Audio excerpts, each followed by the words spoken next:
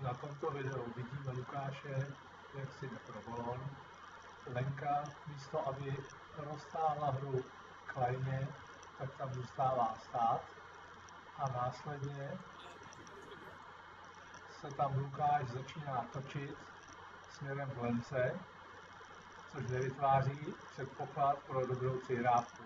Namísto toho se měl otočit směrem k Vojtovi přihrát a Vojta mohl pokračovat další přihrávkou směrem k Leonovi.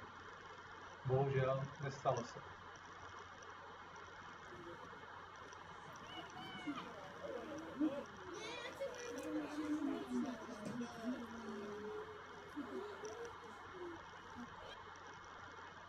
Dále vidíme, Pája vybojoval balón, měl by přihrávat Adamovi, ten je ovšem schován mezi dvouma protihráčema.